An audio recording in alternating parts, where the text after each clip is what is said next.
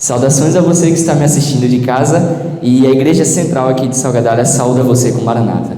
Maranata! O Senhor vem! Sinta-se bem recebido. Boa noite a todos. Nessa noite eu vou falar sobre um tema muito interessante, já está ali, né? Um fogo queimando um papelzinho com o nome Judas, uma mancha de sangue, está ali, o traidor. Pensa em um título ruim para ter o traidor. Imagina eu chegar até você e falar assim, e boa noite, traidor. É uma coisa que soa pesado, soa ruim, né? E chega a ser tão ruim que Wanderson vai colocar uma sequência de fotos pra gente, para explicar uma coisinha. Chega a ser tão ruim que é um estereótipo tão grande e as pessoas não gostam nem do nome Judas, nem do termo traidor. As pessoas preferem passar por circunstâncias difíceis para provar que elas não são traidores, para não ter esse título. Coloca aí, mano, por favor, as fotos que eu vou explicar para vocês, uma cerimônia que acontece aqui no Brasil. São 4 fotos, rapidinho. Vamos lá. Essa primeira aí, temos ali um boneco pendurado. Vocês estão vendo o bonequinho ali no canto direito, né? Tem uma multidão de pessoas e eles estão ali para fazer cerimônia justamente do quê? Do Judas. Como assim? Nas cidades grandes não tem, mas no interior é bem comum. As pessoas, pode passar para a próxima. As pessoas, elas se reúnem e fazem o quê? Juntam panos, roupas e até mesmo palha, para que elas possam fazer um boneco gigantesco e chamar ele de Judas. Pode passar para a próxima. E aí, esse Judas toma uma surra das crianças da comunidade. Elas batem nele com o que for, com pau, bastão, com a própria mão, com o pé. Elas simplesmente batem no boneco Judas e depois, passa por favor, ele é queimado em praça pública. Tinha? Para você ver. O nome desse bonequinho também é Judas. E ele é queimado justamente pelo estereótipo dele ser o traidor. E isso é uma coisa que ficou culturalmente enraizada. E eu venho aqui nessa noite contar um pouco da história dele para vocês, amém? Vocês já podem até conhecer, né? Judas Iscariotes, traiu Jesus, tudo mais. Só que de uns sermões para cá eu venho fazendo uma coisa diferente. Eu pego um tema específico e eu tento procurar outro ponto de vista sobre aquele tema. Uma coisa que a gente não está acostumado a ouvir. E bom, o alvo das minhas pesquisas dessa vez foi o querido Judas, né?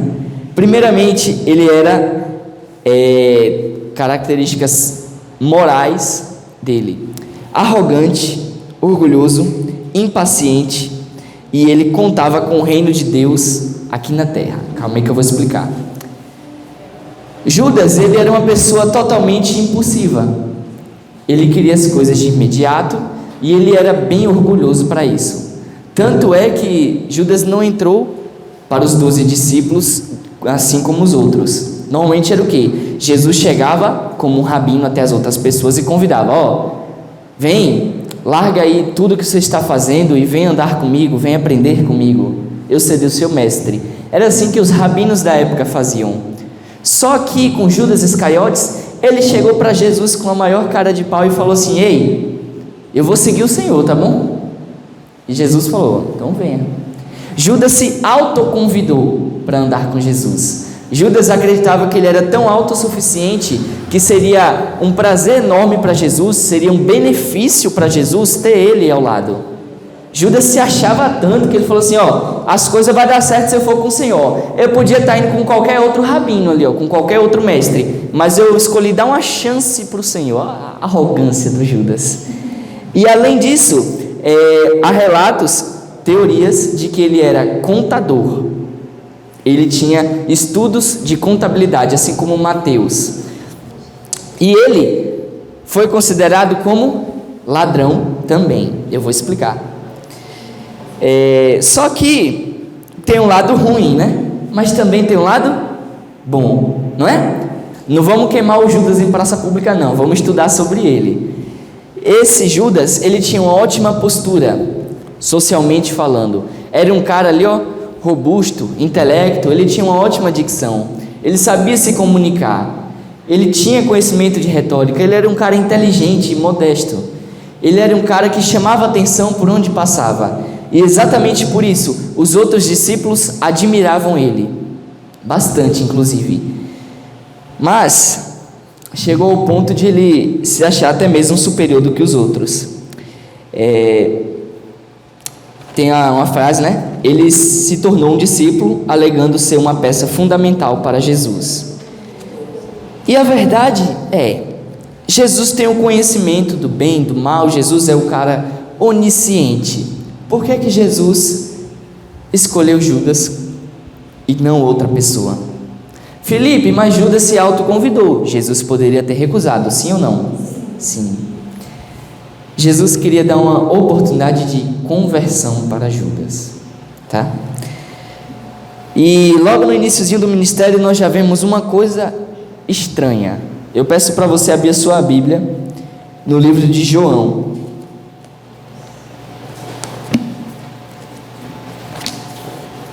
João no capítulo 6, e você vai procurar lá no verso 70. João capítulo 6, verso 70. Abre a Bíblia e eu convido você a fechar o seu olho para fazer uma oração.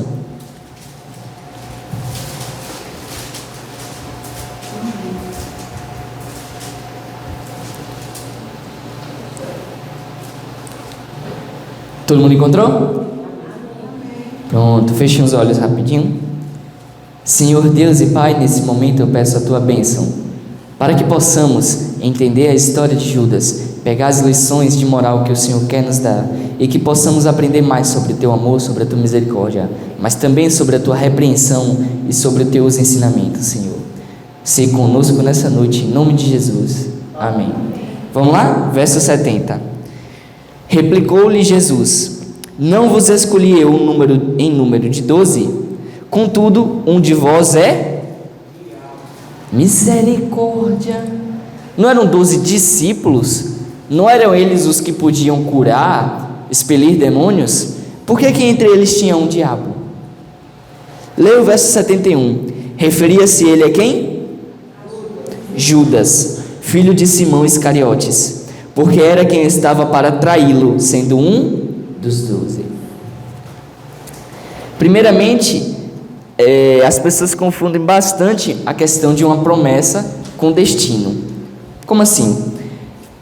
Por um lado, lógico, se estava prometido, se estava escrito na Bíblia que teria um traidor, então não importa se Judas fosse bonzinho ou mau, ele ia trair Jesus. É assim que funciona? Calma aí, vamos analisar isso. E é aqui que eu entro com um dos personagens reais favoritos de minha pessoa, Rodrigo Silva. Ele tem uma explicação bem lógica que diz assim, o fato de eu assistir um filme e contar o final para você, não quer dizer que eu escrevi o roteiro. O fato de eu contar para você não vai fazer acontecer. O filme já está lá, o roteiro já foi escrito. Eu lhe contei o final. Conseguiu entender? Jesus, ele não tinha ali uma promessa na qual o destino irreversivelmente seria aquele. Jesus sabia que teria um traidor. Ele apenas reforçou com essa promessa. E aí nós vamos agora para o capítulo 13.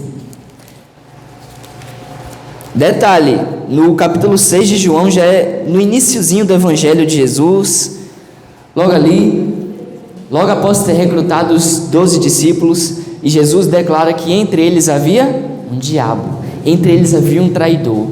Pensa o tamanho do fardo que Jesus carregava, sabendo quem era o traidor, como iria traí-lo. E aqui no versículo 13, do 1 ao 5, nós vamos ler uma penúltima chance que Jesus deu. João capítulo 13. Eu falei para vocês que Jesus convidou Judas para quê? Dar a ele uma oportunidade de se redimir, dar a ele uma oportunidade de arrependimento. Judas iria aceitar ou não? O coração dele que iria dizer essa resposta. Na primeira, Judas não aceitou, sabe por quê? Ele ficou encarregado de ser o tesoureiro do grupo dos 12. Ele ficou encarregado de portar as moedas, as ofertas que eram dadas para que o evangelho fosse pregado. Assim como é hoje, né? Missionários, eles também são como nós, eles têm que comer, têm que ter um lugar para dormir, têm que beber água, eles têm que ter um sustento. Nossas ofertas, nossos dízimos sustentam eles. E antigamente a mesma coisa. Só que Judas, ele era tentado constantemente com essas porções que eram doadas. E cada vez que ele recebia e ele fazia algum ato para Deus, para Jesus, ele tomava uma parte disso como se fosse um pagamento por ele ter feito alguma coisa boa. Aos olhos dele aquilo era certo, ele justificava essas atitudes, mas aos olhos de Deus ele era um ladrão. E aqui no versículo 13, nós vamos ver a penúltima chance, penúltima chance que Jesus deu a ele. Verso 1 até o 5, leia comigo. Ora, antes da festa da Páscoa, sabendo Jesus que era chegada a sua hora de passar deste mundo para o Pai, tendo amado os que estavam no mundo, amou-os até o fim. Durante a ceia, tendo já o diabo posto no coração de Judas Iscariotes, filho de Simão, que traísse a Jesus, sabendo este que o Pai tudo confiara às suas mãos, e que ele viera de Deus e voltava para Deus, levantou-se da ceia, tirou a vestimenta de cima e, tomando uma toalha, cingiu-se com ela. Depois deitou água na bacia e passou a lavar os pés dos discípulos e a enxugar-lhes com a toalha com que estava cingido. Filipe, como é que é essa cena? Antigamente, as pessoas eram bem orgulhosas e arrogantes. Não é muito diferente de hoje em dia, mas nessa ocasião poderia ser representado o maior símbolo de orgulho e o maior símbolo de humildade. Jesus, ele era o mestre desses 12 discípulos. O que deveria acontecer, Filipe? Cada um dos 12 deveria lavar o pé de Jesus, não sei se possível 12 vezes, né? Uma para cada um. Cada um deveria se ajoelhar perante Jesus e mostrar esse ato de humildade. Na verdade, não era nem considerado humildade, era humilhação fazer isso para alguma pessoa. Mas foi o contrário. Jesus, o mestre, pegou uma toalha, se envolveu, ajoelhou e lavou os pés de cada um deles. Jesus ensinou lição para todos os 11 discípulos, mas em especial isso foi um convite para Judas Iscariotes. Ei, eu lavei teu pé, eu me humilho para mostrar que você é muito para mim, você é importante, você é valioso. Eu tenho certeza que se você estivesse ali naquele banquete, naquela ceia, Jesus lavaria o seu pé, porque você é importante para Ele. Hoje em dia Ele tem muitos outros traços de amor para demonstrar. Ele cuida de você, Ele te dá sustento, Ele te dá proteção, Ele te dá sabedoria, Ele cuida de você. Jesus ama cada um de nós, amém? E com Judas não foi diferente. Essa foi uma lição de humildade, juntamente com um convite para Judas. E agora nós vamos ir um pouquinho mais fundo. Vamos voltar agora para o livro de Mateus. E vamos lá no capítulo 26.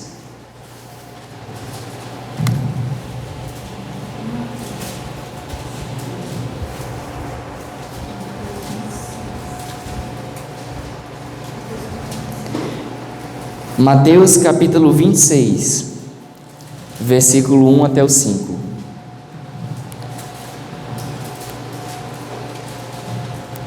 Todo mundo encontrou? Vamos ler.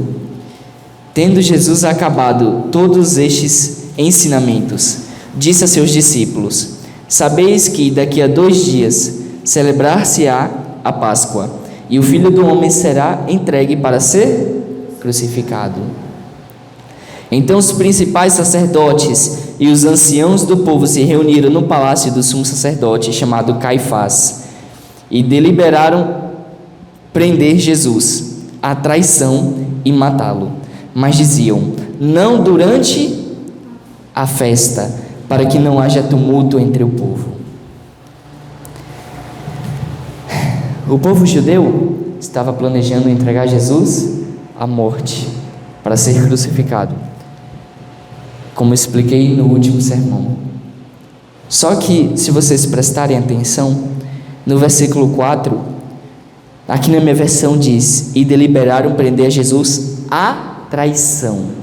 Esse A está com um símbolo ortográfico chamado crase.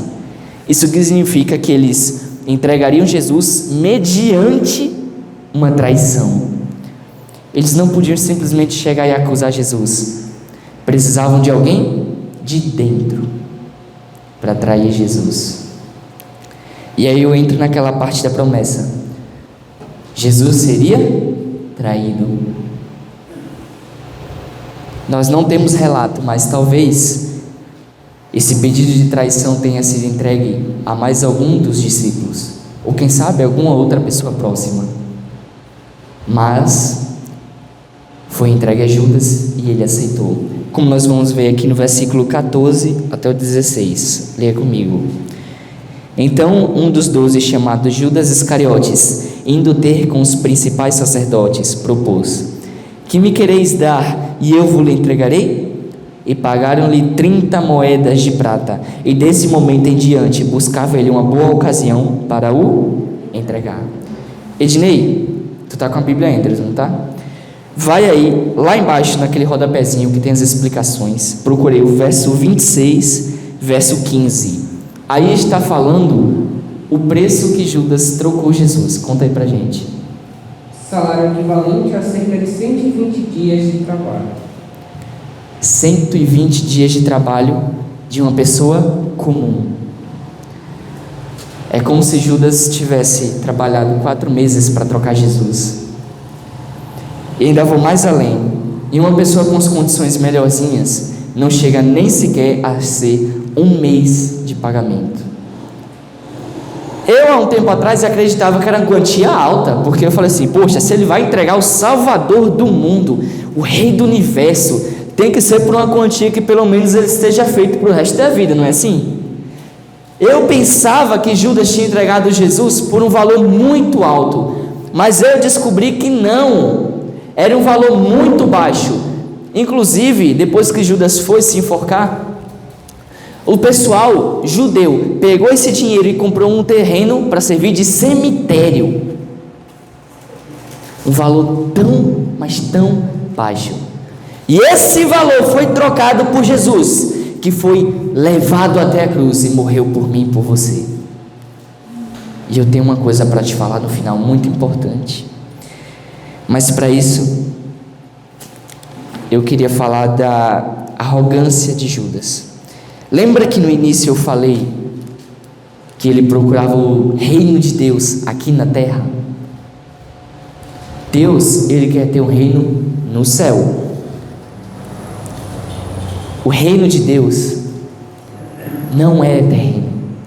Não mandou Jesus aqui para a terra para sentar num trono e usar uma coroa. Ele mandou Jesus aqui para ser humilde, passar fome, para sofrer e para morrer por mim e por você. E Judas, ele estava constantemente falando: Jesus, você tem que ser rei de Israel, você tem que nos libertar dos romanos, você tem que pegar a espada e ir adiante da batalha, porque é isso que está escrito. Jesus: não, eu vim para guerrear, mas eu vim para ganhar uma batalha espiritual. Quando Judas percebeu que Jesus não dava bens materiais e sim bens espirituais, ele se encheu de ira e ele falou: eu vou resolver isso do meu jeito, eu vou trair Jesus por 30 moedinhas de prata, porque se for para ele morrer mesmo, não tem o que eu fazer, né? Olha como ele era arrogante. E segundo, se for para ele não morrer, eu, através dessa traição, vou insultar ele e ele vai se libertar, e vai libertar o poder dele, e vai bater nos romanos, e vai fugir, e vai tomar o trono, e vai ser rei. Essa era a intenção de Judas. Na cabeça dele era uma ótima ideia. Por quê? Ele estava tão cego com o próprio orgulho que não ouvia as instruções de Jesus. Jesus ensinou os discípulos a serem humildes, pacientes e a não aceitarem glórias terrenas, porque elas não pagam as glórias do céu. Judas não ouviu essas lições, é por isso que ele não entendeu o recado de Deus. E aí, quando a turba veio buscar Jesus, Judas foi lá, deu um beijo na bochecha de Jesus. E Jesus olhou para ele e perguntou: Judas, com um beijo você traz o Filho do Homem? É assim que você me traz, Judas? E Judas ali todo contentezinho, porque a qualquer momento Jesus iria rasgar as correntes, iria fugir, iria ser rei de Israel, iria expulsar os romanos, ia se revelar como Filho de Deus e mostrar todo o seu poder e a sua glória. E nessa caminhada, onde Judas avistava de longe, a cada passo que ele dava, ele se perguntava: é agora? É agora? Jesus? Jesus? Jesus? E as horas foram passando e Jesus não se libertou. Jesus foi julgado, Jesus foi condenado e não se libertou. Quando Judas entendeu isso, sabe o que ele fez? Versículo 27, do 3 até o 5. Mateus 27, verso 3 até o 5. Então Judas, o que o traiu, vendo que Jesus fora condenado, tocado de remorso, devolveu as 30 moedas de prata aos principais sacerdotes e aos anciãos, dizendo: pequei, traindo sangue inocente. Eles, porém, lhe responderam: que nos importa? Isso aí é contigo. Então Judas, atirando para o santuário as moedas de prata, retirou-se e foi enforcar-se.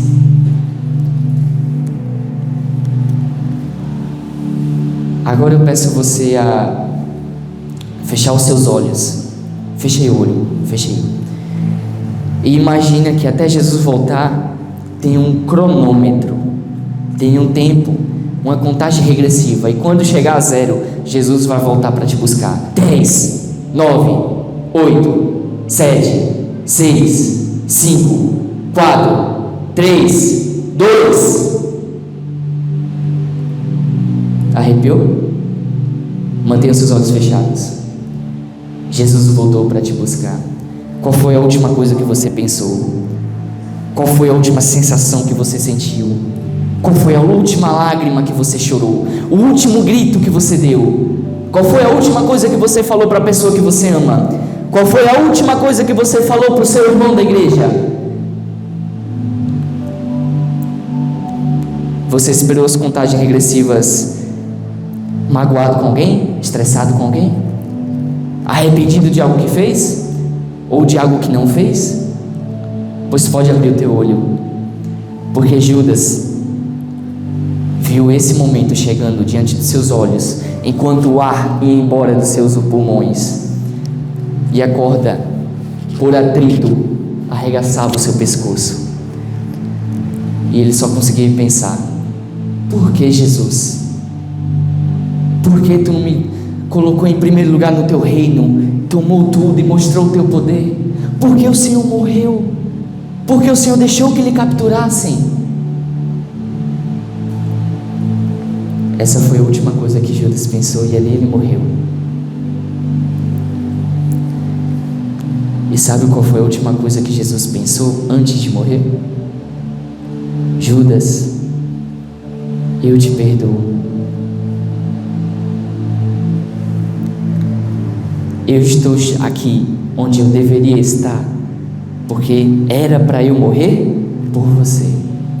E eu digo mais: hoje em dia nós ainda podemos ser traidores. Eu falei no início, que título horrível, mas nós podemos sim ser traidores. Quando traímos a Cristo, nós crucificamos Ele mais uma vez. A cada pecado, a cada coisa que nós sabemos que não deveria ser feita e nós fazemos, é uma gota de sangue a mais derramada do corpo de Jesus na cruz. A cada coisa de errado que nós fazemos, isso é mais uma chicoteada nas costas de Jesus. A cada coisa errada que nós fazemos, é mais uma crise respiratória, é mais uma vez que Jesus coça as tábuas da cruz e se agoniza em desespero. Ainda hoje podemos ser traidores de Jesus. Não precisamos dar um beijo em Jesus, só precisamos magoar Ele, não fazendo o que Ele pede, não amando o irmão, não seguindo as leis de Deus, e assim nós nos tornamos Judas Iscariotes, esse personagem que é tão odiado por ter traído Jesus, pode se tornar nós. Misericórdia. É com esse intuito que eu convido você a orar comigo. E para isso eu peço que você fique de joelhos, para que possamos orar.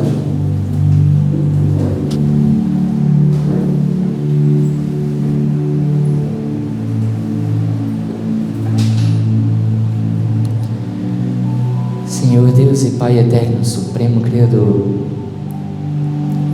nós sabemos, Senhor, o quão falhos nós somos, o quão miseráveis, o quão indignos, o quão nojento nós somos, Senhor.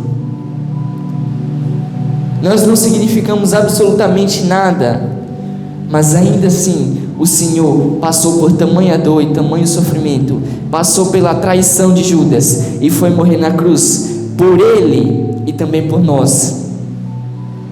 Mesmo que nós digamos que não, nós ainda hoje conseguimos trair ao Senhor.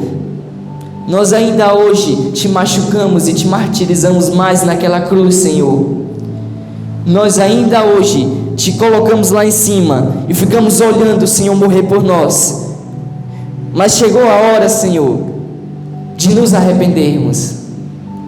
Chegou a hora de entregar a Ti tudo que fizemos de errado, porque o Senhor lança ao mar as nossas más atitudes, o Senhor perdoa.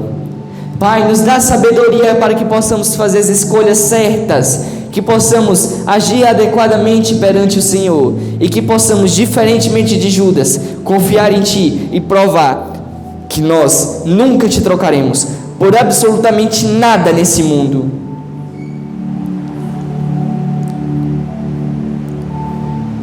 Judas morreu tentando descobrir o significado da morte na cruz que o Senhor enfrentou. Eu não sei quando será o momento para cada um de nós, não sei se estaremos vivos para ver a Tua volta, mas eu peço, Senhor, que nos últimos momentos de nossa vida possamos sorrir e saber que fomos escolhidos, porque vivemos de acordo contigo, nós não Te traímos e nem Te colocamos na cruz. É isso que eu espero para cada um de nós, Senhor. Parece impossível, mas não é, porque o Senhor pode nos abençoar. Sem a Tua ajuda não é possível, mas o Senhor nos ajuda de tal maneira que a única forma de sair disso seria a pior escolha possível.